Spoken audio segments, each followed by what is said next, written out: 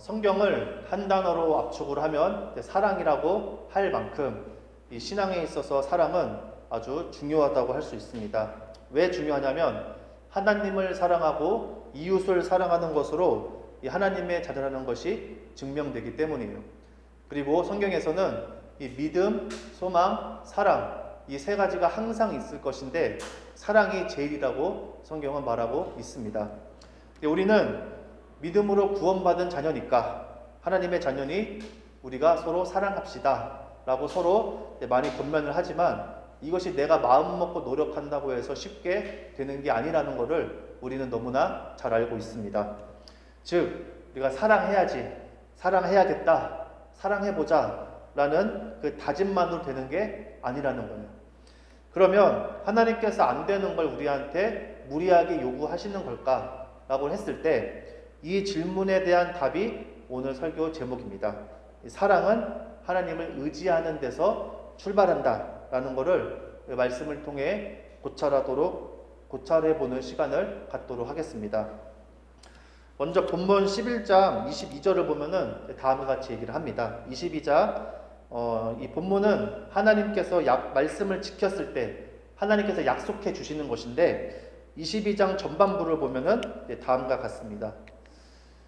화면에 나오죠. 너희가 만일 내가 너희에게 명하는 이 모든 명령을 잘 지켜 행하여 라고 얘기를 해요. 그러면 이 모든 명령이라는 게 도대체 무엇이냐?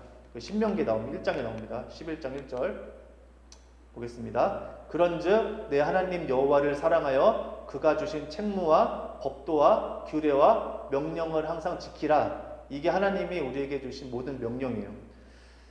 이 명령, 책무, 법도, 규례, 명령 이것이 가리키는 가장 큰 줄기는 뭐냐? 결국엔 우리가 아까 교독한 10계명입니다. 10계명.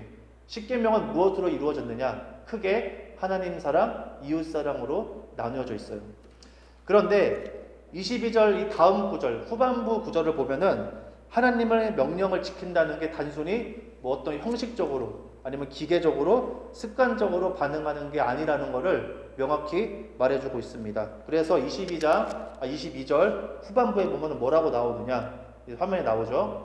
너희의 하나님 여호와를 사랑하고 그의 모든 도를 행하여 그에게 의지하면 이라고 얘기를 하고 있어요. 그러니까 하나님의 모든 명령을 잘 지켜 행하는 것과 하나님을 사랑하고 그에게 의지하는 것은 같다는 얘기입니다.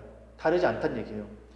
그러니 하나님을 사랑하고 의지하지 않으면서 하나님의 명령을 지킨다고 할 수가 없고 또 반대로 하나님의 명령을 지키면서 하나님이 아닌 다른 것을 더 사랑하고 의지한다는 건 있을 수 없는 일이라는 거죠.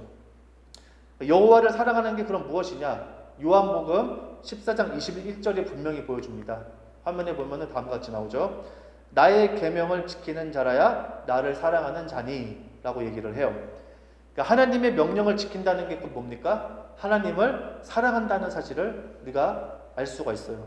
또 요한 1서 3장 23절에서도 이렇게 얘기를 합니다. 그의 계명은 이것이니 곧 그 아들 예수 그리스도의 이름을 믿고 그가 우리에게 주신 계명대로 서로 사랑할 것이니라 라고 했어요. 그의 계명이 뭐라고 합니까? 예수님의 이름을 믿고 믿음이 되고 플러스 계명대로 어떻게 해요? 서로 사랑할 것이라. 이것이 하나님이 우리에게 주신 계명이라는 거예요.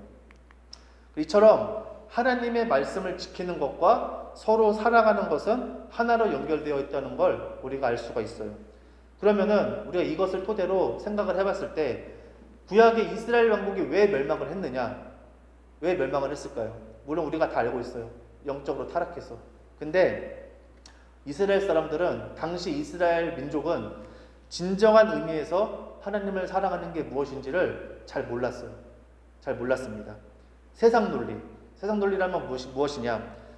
즉 정성과 노력, 그러니까 치성을 들이면 풍족과 안전을 보장받을 수 있다는 우상숭배적인 사고 플러스 신중에 제일 강한 신이니까 믿고 의지하겠다는 어떤 힘의 논리, 그렇게 그들은 하나님을 이해를 했습니다. 물론 아닌 사람도 있었어요. 하지만 그들의 대부분의 역사에 있어서 하나님에 대한 이해가 딱 세상 논리적으로 하나님을 이해했다는 것을 알 수가 있습니다. 그래서 그들은 이스라엘 민족은 어떻게 했느냐? 하나님의 말씀대로 했어요.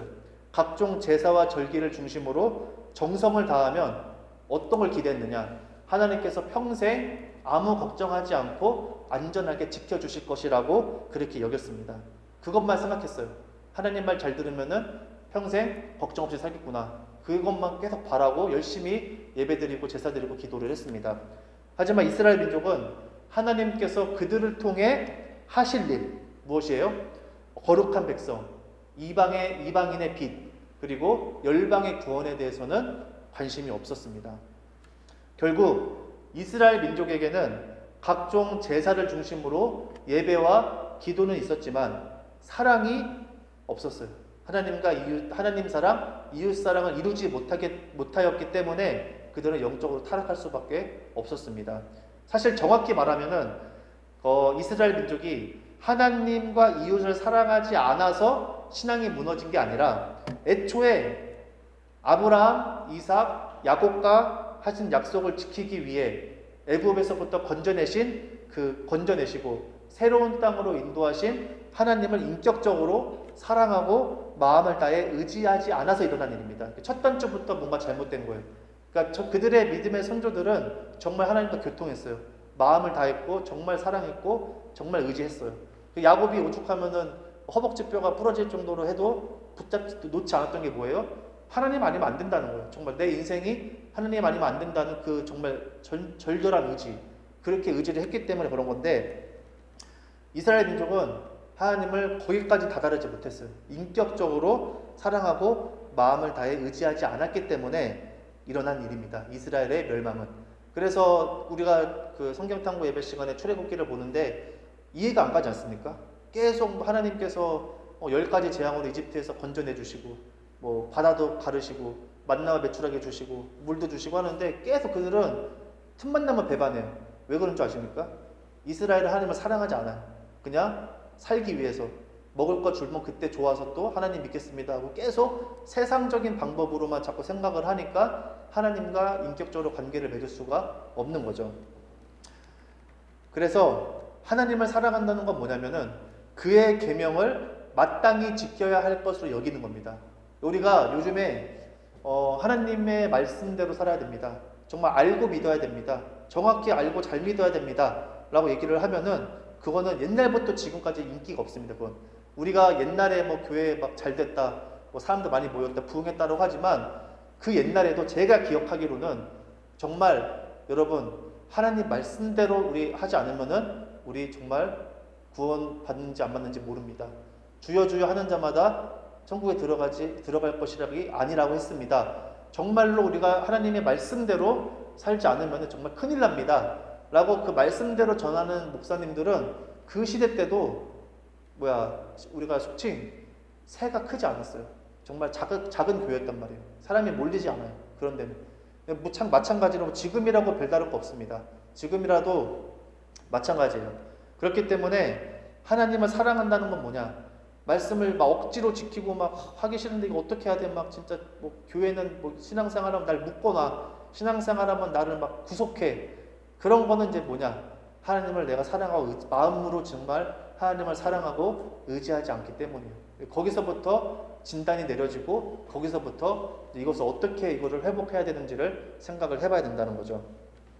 그러면은 왜 우리가 하나님을 제대로 사랑하지 못하여 서로 사랑하지 못하는 이웃사랑이 왜 안 되는가? 어떤 그 사랑이 이루어지는 것을 왜 못 보는가? 라는 것은 누가복음 16장 3절을 보면 알 수 있습니다.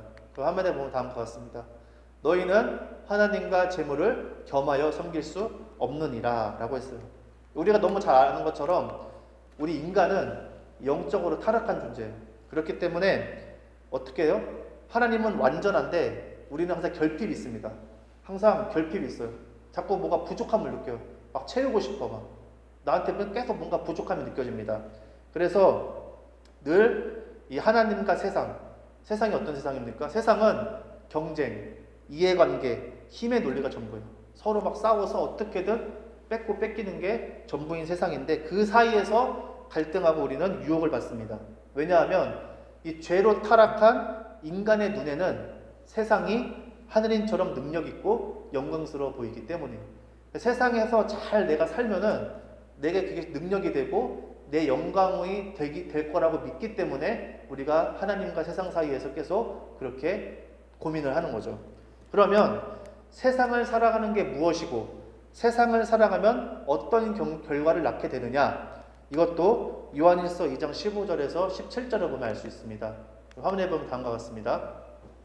여러분은 세상이나 세상에 있는 것들을 사랑하지 마십시오. 누가 세상을 사랑하면 그 사람 속에는 하늘 아버지에 대한 사랑이 없습니다 라고 했어요. 아까 우리가 봤죠? 하나님과 재물, 그러니까 세상을 겸하여 숨길 수가 없대요. 그러니까 두 개는 없는 거예요. 나는 하나님과 세상을 동시에 양쪽 발을 담그고 있다고 생각을 하지만 성경은 뭐라고 합니까? 그럴 수는 없다는 거예요. 이거만 아니면 저거지 우리의 그 어떤 영적인 부분은 그럴 수가 없다는 겁니다. 그렇다면은 하나님이 아니면 세상인데 세상을 살아가면 뭡니까? 내가 예배드리고 기도하고 뭐 말씀 보고 해도 세상을 살아가면 어떻게 돼요? 그 사람 속에는 하늘 아버지에 대한 사랑이 없다는 거예요. 그리고 다음 구절을 보겠습니다. 세상에 있는 모든 것, 곧 육체의 욕망과 눈의 욕망과 세상 살림에 대한 자랑은 모두 하늘 아버지에게서 온 것이 아니라 세상에서 온 것이기 때문입니다 라고 했어요. 그러면 누군가는 얘기합니다. 아니 그러면 우리 몸이 뭐 배고프면 먹어야 되고 뭐 지나가다가 맛있는 거 보면 먹고 싶잖아요. 그리고 뭐 내가 돈이 필요하면 돈도 모아야 되고 그런 게 다 뭐 안 좋은 겁니까? 그게 아니에요. 잘 보시면은 중요한 건 뭐냐? 그런 육체의 욕망이라는 거는 내가 필요해서 원하는 것도 있지만 더 두려움과 아니면 두려움을 극복하기 위해서 아니면 정말로 우린 욕망이 있어요.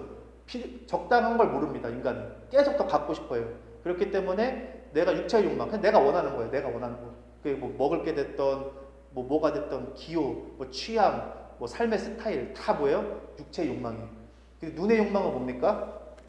눈의 욕망은 이제 그거예요. 사물과 어떤 대상을 봤을 때 뭐 어떤 롤모델 같은 거 있잖아요. 나 저렇게 되고 싶다. 이런 것들. 그런 것들이 다 세상에서 온 거래요. 근데 이게 왜 중요하냐면은 세상에서 온 것 필요하죠. 우리는 세상에 속했기 때문에. 근데 예수님께서 뭐라고 하세요?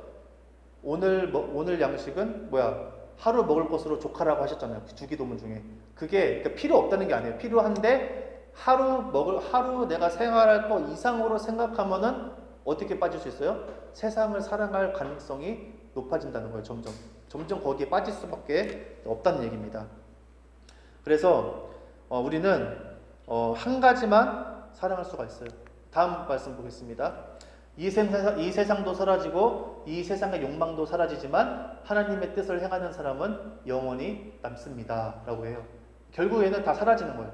근데 하나님의 뜻을 행하는 사람, 영원한 생명이죠. 영원한 생명이기 때문에 영원히 남습니다라고 분명히 얘기를 해주고 있습니다.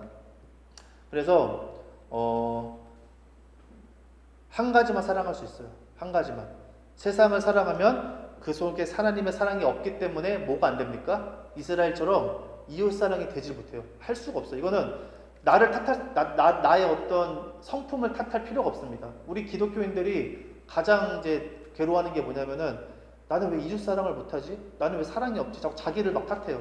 내 정성이 부족한가? 아닙니다. 잘 보시면은 한 가지예요. 오늘 말씀 보면 딱 알잖아요. 하나님이냐 세상이냐. 내가 지금 어디를 사랑하고 있는지가 그걸 봐야 되는 거지 자꾸 나를 채찍질하고 하는 건 마귀의 속셈이에요. 우리는 애초에 누구를 사랑할 수 있는 존재가 아닙니다. 사랑할 수가 없어요. 나밖에 모르는 게 인간이에요. 근데 이런 인간이 누가 누굴 사랑합니까? 나도 사랑 못하는데 누가 누굴 사랑해. 그래서 어디로 돌아가야 되느냐? 내가 지금 하나님을 사랑하고 의지하고 있는지 아니면 세상의 욕망에 거기에 마음이 빼앗겨 있는지를 보면은 왜 그런지가 딱 나온다는 얘기예요. 그러니 우리가 하나님을 사랑하고 의지하지 않으면 우리는 다른 사람을 사랑할 수 없다는 결론에 도달할 수 있습니다. 즉, 내 노력과 능력으로만 되는 게 아니란 얘기예요. 사랑의 첫 출발은 인격적으로 좀 더 자세히 말하면 마음과 뜻과 힘을 다해 하나님을 사랑하고 의지하는 것이 먼저는 얘기입니다. 우리가 출애굽기에서 보면 알겠지만 출애굽기에 모세의 노래라는 게 있어요. 하나님이 이제 그 모세의 노래를 이스라엘 민족에게 계속 대대로 이제 대대손손 불러라, 기억해라라는 그 노래가 있습니다. 그 노래 내용은 대략 뭐냐면은 하나님께서 출애굽 시키셔서 가나안 땅에 인도하신 이야기예요.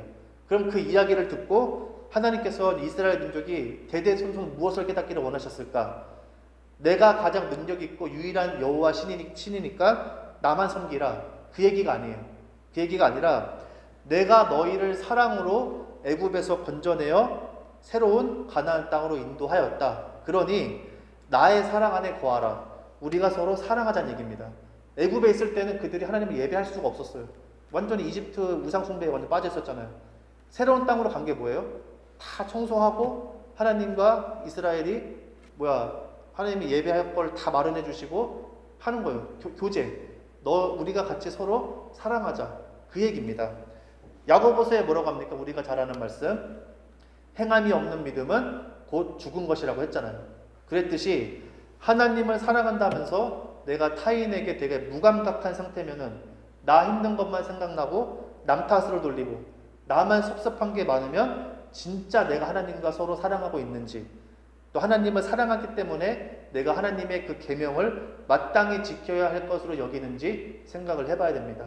우리가 이제 아픈 사람에게는 건강한 사람에게는 의사가 필요 없다고 예수님께서 말씀하셨잖아요. 그러니까 교회에 이 마음적으로 다친 분들이 많아요. 섭섭하신 분도 많고 힘든 거 나만 힘든 거 같고 그렇게 어떤 피해 의식, 실제로 본인이 정말 힘든 경우 정말 많습니다. 근데 그런 교회에 그런 사람이 너무 많으면은 그거는 그 공동체가 지금 어떤 방향으로 가고 있는지를 생각을 해야 돼요. 세상을 사랑하면서 하나님께 예배를 드리는 모임이 된 건지 아니면은 정말 그런 건지를 우리가 생각을 해봐야 된다는 얘기입니다. 이러한 측면에서 구원받을 만한 신앙의 징표, 우리 이거 정말 중요하지 않습니까? 나 구원 받았는지 안 받았는지 어떻게 알지? 항상 이것 때문에 그렇잖아요. 어쩔 때는 좀 두렵잖아요. 그리고 이단들이 전도할 때 어떻게 합니까? 당신 구원 받았습니까? 오늘 죽으면 천국 갈 수 있어요? 그렇게 해가지고 기존의 기독교인들이 식겁해가지고 이단 따라가서 사입이 되고 그런 경우가 왕왕 있었어요. 근데 구원받을 만한 신앙의 징표는 성경에서 엄청 많이 말해줍니다. 우리가 그거 고민할 필요가 없어요. 하나님이 다 알려주셨어요. 그건 뭐냐? 하나님을 사랑하는 데서 출발하는 이웃사랑으로 내가 구원을 받았는지 안 받았는지가 증명이 돼요. 물론 내가 구원 받았어요. 그래서 잠깐 하나님의 사랑을 떠나서 잠깐 그런 상태에 있을 수는 있으나 제가 말씀드리는 거는 이 세상 끝날까지 하나님 앞에 우리가 죽어서 하나님의 심판대 앞에 섰을 때 내 상태가 어떤지, 내 살아온 삶이 이웃사랑이 없다, 하나님을 사랑하지 않고 이웃사랑이 없는 것으로 끝났다. 그거는 과연 우리가 구원받았다고 할 수 있을까? 없다는 얘기입니다. 그래서 내 이웃을 어떻게 해요? 내 자신과 같이 사랑하라고 했어요. 이웃사랑은 상대방이 힘들어하고 죽어가고 있는 걸 보면은 짐을 나누어지고 어떻게든 살리고 싶은 마음이 간절한 거예요. 이것도 이렇게 하세요 되는 게 아니에요. 여러분, 내 이웃을 내 몸과 같이 사랑하라고 했으니 이웃이 아프고 힘들면은 정말 가서 도와주고 마음이 그리고 그렇게 하세요. 그게 되는 게 아닙니다. 절대 그렇게 안 돼요. 우리는 그럴 수가 없는 존재예요. 어떻게 되느냐? 하나님을 정말 사랑하고 의지한 사람만이 그렇게 할 수가 있는 거예요. 이는 단순한 윤리적, 도덕적 부담감이 아닙니다. 우리는 부담감을 가지고 있잖아요. 착한 사람으로 살아야 한다는 부담감. 그건 잘못된 거예요. 하나님을 사랑하고 의지하면 성령께서 우리의 그 마음을 만지셔서 저절로 툭 튀어나오는 거지 내가 의식해서 해야겠다, 그게 아니라는 거예요. 이웃의 어려운 처지를 보았을 때 내 가슴이 끊어질 것 같은 아픔을 느끼는 거예요. 이것이 하나님께서 말씀하신 이웃을 내 자신같이 사랑하라, 이 말입니다. 그리고 성경에 보면 이렇게 한 사람이 있어요. 바로 구약에는 모세, 신약에는 바울. 모세와 바울이 어떻습니까? 동족이 죽을 위기에 처하자 모세 같은 경우는 이스라엘 민족이 자꾸 하나님 대적하고 그러니까 하나님이 어떻게 했어요? 다 없애버리겠다. 그러니까 모세가 하나님, 저를 죽이고 이 사람들 구원해 주세요, 이렇게 얘기했어요. 사도 바울은 어떻게 얘기했어요? 내 이스라엘, 어떻게 하나님의 백성이 예수님을 안 믿을 수 있습니까? 저 이스라엘 내 동족들 예수님 믿고 구원받게 하시고 나는 그냥 생명책에서 지어주세요. 그렇게 얘기를 했다는 거예요. 그러면은 그렇게 얘기한 게 뭡니까? 모세와 바울은 정말로 하나님을 인격적으로 정말 사랑하고 의지하였기 때문에 그런 사랑을 나타낼 수 있었던 거예요. 그러니까 모세와 바울이 뭐 근본적으로 뭐 인간적으로 크게 달라서 그런 게 아니란 얘기입니다. 이처럼 사랑은 하나님을 사랑하고 그분을 의지하는 거기서 비롯된다는 걸 우리가 알 수가 있어요. 하나님을 전적으로 사랑하고 의지하면은 내가 하나님과 세상 중 어디를 얼만큼 사랑하고 있는지가 나옵니다. 지금 내가 그런 마음 없잖아요. 그렇죠? 하나님을 사랑하고 의지하려면은 어떻게 해야 되죠? 일단 예배에 나와야죠. 자꾸 거기에 방향성을 자꾸 두는 거예요. 어떻게 하면 하나님을 사랑하고 의지할 수 있을까? 그러면 어떻게 됩니까? 말씀을 더 보게 되고 한마디라도 기도하게 되죠. 자기 전에 하나님, 저 하나님을 사랑하지 않는 것 같아요. 사랑하고 의지할 수 있게 해주세요. 그러니까 뭔가 하나라도 하게 돼요. 기도도 평소보다 한마디 하게 되고 말씀도 그냥 한 절이라도 읽게 되고 예배도 옛날이랑 다르게 뭐 옛날에는 뭐 시간 맞춰 왔으면은 뭐 10분 전에 와서 마음의 준비를 하고 있다든지 그렇게 천천히 시작하는 거예요. 그렇게 하면 어떻게 되느냐? 알아요. 내가 누굴 어디를 더 사랑하고 있는지가 나오게 됩니다. 또한 하나님의 사랑의 넓이와 깊이가 정말로 측량할 수 없을 정도로 넓고 깊다는 것도 깨닫게 돼요. 내가 이전에 교회 설교 아무리 들어도 몰랐는데 자꾸 하나님께 그 방향으로 나아가려고 막 애쓰고 막 진짜 이를 악물고 애쓰잖아요. 그럼 하나님이 그걸 어여삐 봐주셔서 깨닫게 하신다는 거예요. 눈이 떠집니다. 그렇게 되는 거예요. 제가 계속 언급하듯이 사람은 이 죄로 인해 영적으로 타락함과 동시에 이 결핍이 있는 존재이기 때문에 이걸 반드시 채우려고 몸부림을 칩니다. 내 안에 부족한 걸 어떻게든 막 채우려고 해요. 근데 그것을 어떻게 하려고 하냐면은 쉽고 빠르게 눈에 잘 보이는 것으로 채우려는 욕구가 있습니다. 육신의 욕망이 있어요. 그래서 오늘 본문에 하나님을 사랑하고 그분만을 의지하면 23절에 약속을 주신다고 말씀을 하십니다. 뭐라고 하시냐면은 화면에 보겠습니다. 여호와께서 그 모든 나라 백성을 너희 앞에서 다 쫓아내실 것이라. 너희가 너희보다 강대한 나라들을 차지할 것인즉 라고 해줬어요. 여기서 이제 중요한 포인트는 뭐냐면은 모든 나라 백성을 너희 앞에서 다 쫓아내실 거라고 약속을 해주십니다. 이게 이제 사람과 세상 살아가는 것과 무슨 관련이 있냐? 아까 말한 세상을 살아가는 것 뭡니까? 육신의 정욕, 안목, 눈으로 보는 거, 그리고 이생의 자랑, 삶에서 내가 돈 이렇게 많다 자랑하는 거. 그런데 이건 다 어디서부터 오냐면은 어디서부터 올까요? 무인도에서 나 혼자 산다고 생각해봐요. 그러면은 막 그게 필요할까요? 아닙니다. 이게 다 어디서 오느냐? 이 세상을 살아가고 있는 나 말고 다른 사람을 의식하는 데서 이런 게 다 출발하기 때문이에요. 세상은 서로 힘을 비교하고 경쟁하는 도구입니다. 약해지거나 힘이 없으면 비참해져요. 도와주고 싶어도 자기들도 삶이 버겁기 때문에 어떻게 해줄 수가 없습니다. 지금 오늘 본문 당시 이스라엘 민족의 상황은 뭐냐면은 가나안 땅을 들어가기 직전이에요. 그래서 이들에게 닥친 위험이 뭡니까 지금? 그러면 가나안 땅을 들어가기 전에 이스라엘에게 닥친 위험, 이게 뭐냐? 세상 속에서 여러 사람과 섞여 살면서 하나님만을 사랑하고 의지할 수 있느냐?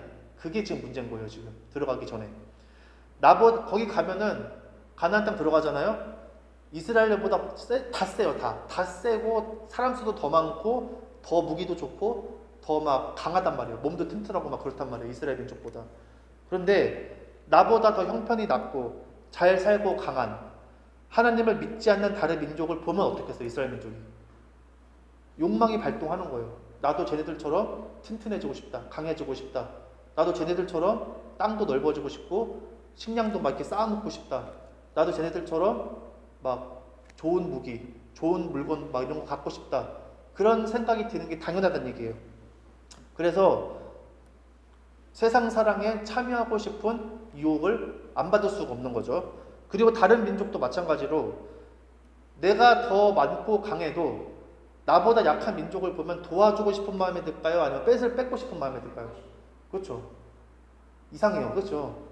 도와주는 게 좋다는 걸 알면서도 인간은 그 사람을 도와주기보다 약한 사람이라도 그 조금만 있는 것까지도 다 뺏어서 내 재산, 나를 더 강하게 하고 싶어 하는 게 인간의 그 특징이라는 거예요.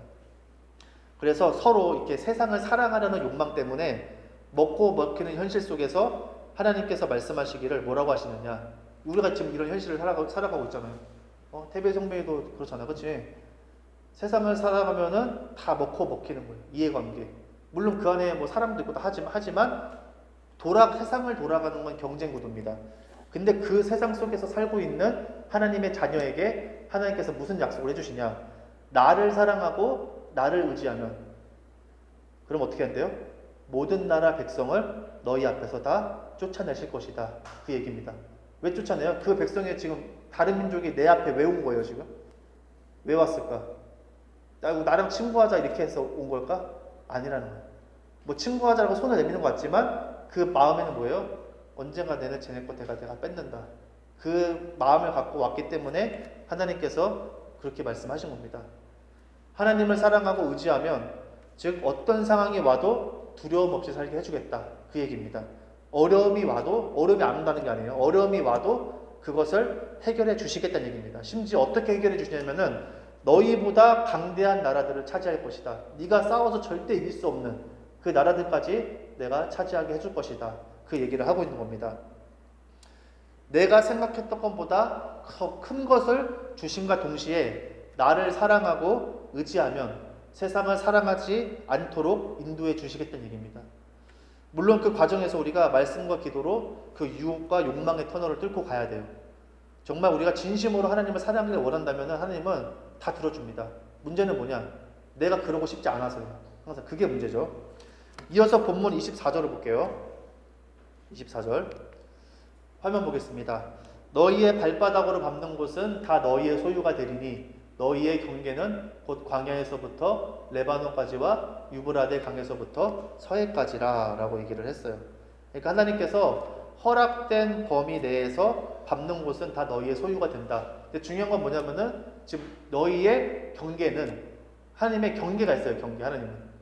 그래서 그 이스라엘 당시 가나안 땅에 정복한 이스라엘 그 구역을 보면은 세계 지도를 놓고 피잖아요. 안 보여요. 안 보여. 너무 작아요. 우리가 맨날 그 성경책 그 이스라엘 그 팔레스타인 그 지역 지도만 놓고 보니까 야 이만큼이나 차지해서 하는데 세계 지도 펼쳐서 보면은 보이지도 않을 정도로 작습니다. 그렇게 알 수가 있어요. 그러니까 하나님의 정해주신 경계는 뭐냐? 사람마다 다르고 보통 작다고 생각하시면 돼요. 다 사람마다 하나님께서 너 지금 삶에서 이 영역 안에서 나를 사랑하고 의지해라 라고 하는데 그 삶의 영역, 어떤 그런 영역들이 생각보다 크지가 않다. 되게 작다는 거를 우리가 알면 좋을 것 같아요. 왜냐? 크면 어떤 생각이 들까요? 크면은 내가 했다고 생각이 들어요. 내가 했다. 다윗이 예전에 하나님부터 벌 받았잖아요. 그렇지? 하나님 벌 받았어요. 왜 벌 받았냐면은 너 인구수 세면 안 돼. 하나님이 그랬어요. 인구수 세지 말라고. 인구수 세지 말라는 게 뭐냐면은 다윗이 이제 자기가 자꾸 이기니까 인구수를 세요. 그래가지고 장정이 몇만이네. 다른 나라랑 이제 비교를 하는 거예요. 병력을 비교해서 이 정도면 싸우면 하겠는데 자꾸 그런 생각, 세상 생각, 힘의 논리. 내가 쟤보다 힘 세니까 쟤는 내가 잡을 수 있겠다. 쟤는 나보다 힘이 나보다 세니까 나는 쟤 못 잡겠다. 근데 하나님의 이 전쟁은 누구한테 있느냐? 하나님께 있거든요. 근데 다윗이 그걸 해요. 사람 수를 세요. 그래가지고 하나님께 엄청 벌 받죠. 막 전염병 도고 난리가 납니다. 그래서 우리가 많이 가지면은 내가 한 줄로 생각하기 때문에 하나님을 사랑할 수가 없어요. 그래서 성경에 뭐라고 합니까? 부자는 천국가 들어가기가 아주 어렵다. 부자는 아주 어렵대요. 왜 어려워요? 가진 게 너무 많아요. 이 삶이 형통하고 그런 것들이 내가 내 능력으로 됐다고 생각을 하고 내 능력으로 다 어느 정도 해결할 수 있다고 생각을 하기 때문에 하나님을 사랑하기가 매우 힘들어요. 부자들은. 그래서 이렇게 얘기를 한 거죠. 하나님을 사랑하고 의지하는 자는 이 경계를 정해주면은 만족하고 땅의 넓이의 문제가 아니라 하나님만을 사랑하고 의지하고 있다는 것에 더 큰 만족을 하는 거예요. 그래서 우리가 가끔 보면은 막 그런 거 있잖아요. 막 진짜 막 장애가 심해요. 장애가 심해서 몸도 막 가누지 못하는데 하나님 믿는 사람이에요. 인터뷰합니다. 그럼 뭐라고 하냐면 행복하대요. 우리는 도저히 이해가 안 돼요. 행복하대요. 장애가 너무 심해서 일상생활이 불가능할 정도로 그런데 자기는 하나님으로 만족하고 너무 행복하대요. 다 가진 사람보다 더 행복해 보여. 왜 그래요? 그 사람의 삶의 경계는 되게 좁잖아요, 그렇죠? 되게 남들이 일반적으로 할 수 있는 걸 못해요, 그 사람은. 아주 범위가 적어요. 경계가 아주 작단 말이에요. 근데 그 사람이 그렇게 얘기할 수 있는 건 뭐냐면은 뭐예요? 하나님을 진짜 사랑하고 의지하기 때문에 그렇게 할 수 있는 거예요. 그런 걸 우리가 잘 알 수가 있는 거죠. 이어서 본문 25절 보면은 다음과 같습니다. 너희 하나님 여호와께서 너희에게 말씀하신 대로 너희가 밟는 모든 땅 사람들에게 너희를 두려워하고 무서워하게 하시리니 너희를 능히 당할 사람이 없으리라.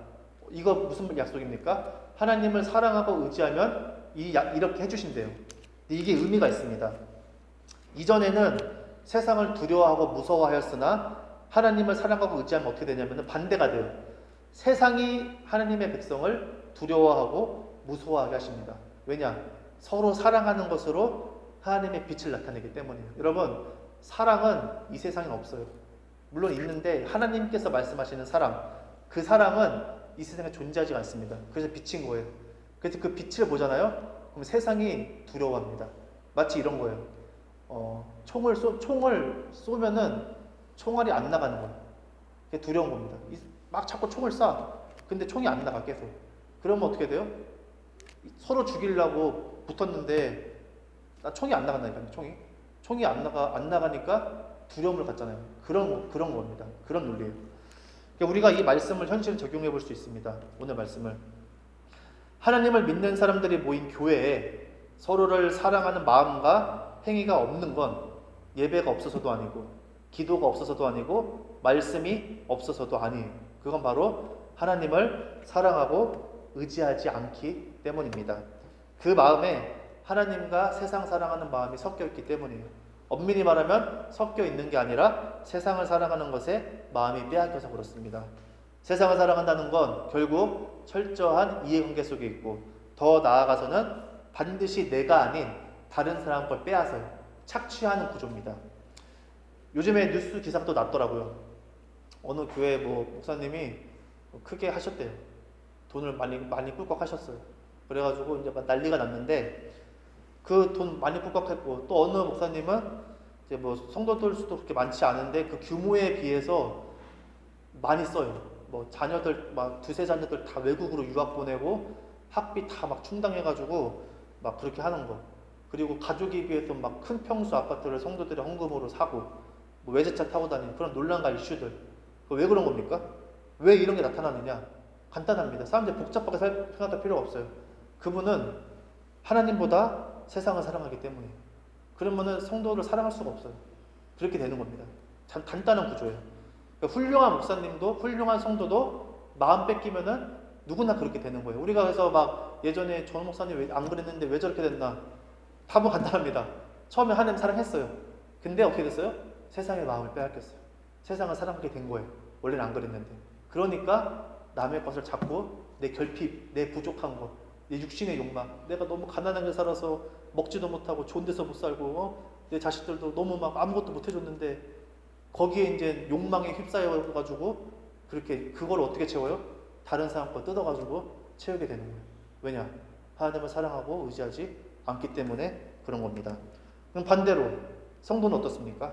성도도 목회자들, 저는 한국교회 다는 안 그렇지만 특징 중에 하나가 이 성도가 너무 목회자에게 의존해요.